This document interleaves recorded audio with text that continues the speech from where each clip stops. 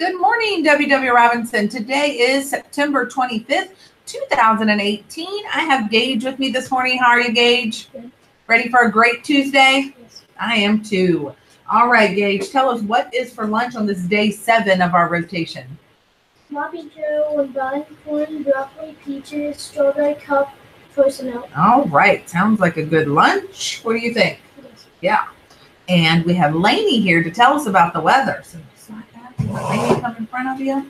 Come on over here, Lainey. I'll hold this up for you, and you tell them, what is the weather today? Cloudy. It is cloudy. Do you think that sun's ever going to come back? Yeah, okay. She says it's going to. I hope she's right. All right, and we have Camden here to lead us in the pledge, so please stand for the Pledge of Allegiance. Ready?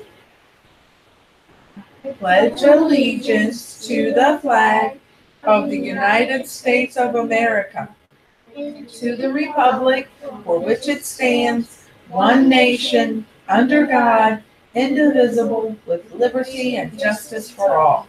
Thank you. Good job. Please join me for a moment of silence.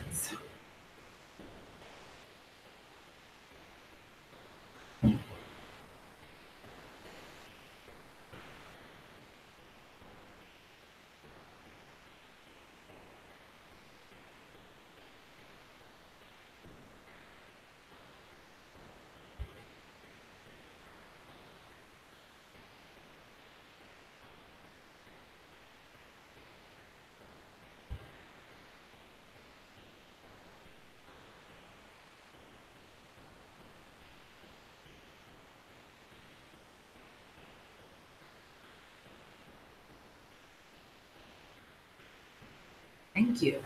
All right, we have some birthdays today. Celebrating a birthday, we have Kiana Farrar, Iris McWilliams, Caitlin Richards, Michael Rose, and Landry Shaw. So happy birthday to those folks. Hope you have an absolutely wonderful birthday today. Do you have any shout outs before we read this morning? Miss Owen's class, Miss Rittenhouse's class, and Miss Coogan's class. All right, so we're on chapter 14 called The Bears. Roz stomped into the cave, and then she stomped right back out. Please stay away, said the robot to the two bears who were now nipping at her heels.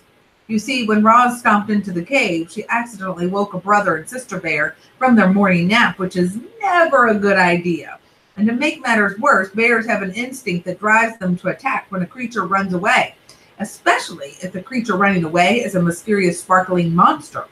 So as the startled bears watched Roz stomping out of their cave, they really had no choice at all. They simply had to take up the chase.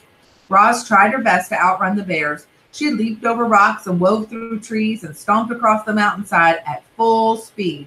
But the bears were young and strong and fast, and the robot still had so much to learn about moving through the wilderness. She never even saw the tree root. One moment she was stomping along, and the next moment she was flying through the air and thumping down onto a rotten log. Clumps of soft wood stuck to her side as she stood and faced her attackers. Wouldn't you be afraid if two bears were charging toward you? Me too. Of course you would. Everyone would. Even the robot felt something like fear. Roz was programmed to take care of herself. She was programmed to stay alive. And as the robot watched those bears charging toward her, she knew her life was in serious danger.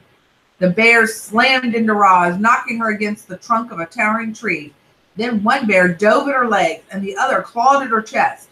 If only the robot had swung her fists or kicked her feet, she could have scared them off. One good bop on the nose would have sent them running, but the robot's programming would not allow her to be violent. Clearly, Roz was not designed to fight bears. Powerful jaws chomped her arms, sharp claws slashed her face, a massive head rammed her chest. Please stay away, said the robot. Grrr, said the sister bear. Grrr, said the brother bear. And then the bears went in for the kill.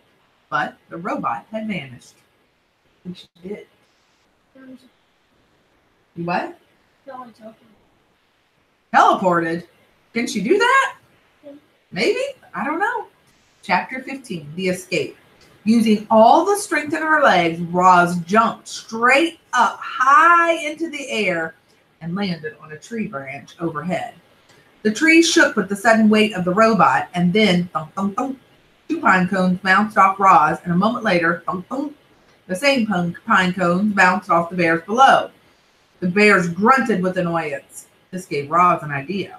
The robot's programming stopped her from being violent, but nothing stopped her from being annoying. So Roz plucked pine cones from the nearby branches and lobbed them down at the bears. Thunk, thunk, thunk, thunk.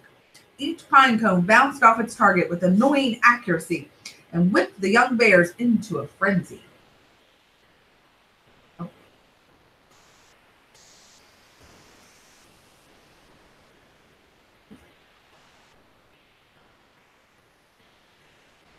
Grrr, said the sister bear. Grrr, said the brother bear. I do not understand you bears, said the robot. Roz was about to unload a whole armful of annoying pine cones when a distant roar echoed through the forest. Back at the cave, the mother bear was calling for these two, and she did not sound happy. The young bears looked at each other.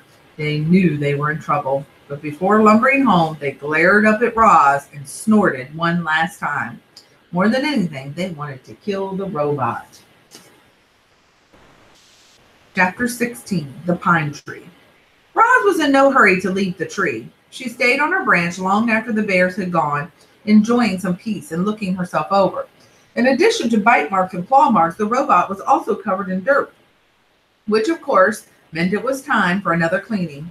She was making good progress when she felt something sticky on her arm. The problem was sitting in a pine tree is that eventually the tree's sticky resin will find you. It always does. And it found Roz. The robot scrubbed and scraped at the resin, and soon her fingers were completely coated in the sticky stuff. Then it was all over her arms and her legs and her torso, and things were about to get even messier. A robin swooped into the tree and began screeching and fluttering around Roz. The bird had recently finished building herself a new nest. It was a little work of art, a delicate basket woven from grass and twigs and feathers, and it was right above the robot's head. Screech, screech, said the robin. I do not understand you, Robin, said the robot. The robin continued screeching and fluttering and then splat. What do you think that is? No. No? What do you think it is? Splat. I fell down. But do you know? Yeah. She splattered her droppings across the robot's face. You know what that means? Went to the bathroom on the robot. Bird poop. The bird was serious, so Roz scooted away farther out on the branch until she heard a quick, sharp crack. Before Roz knew what was happening, the tree branch snapped under her weight and she went crashing to the forest floor.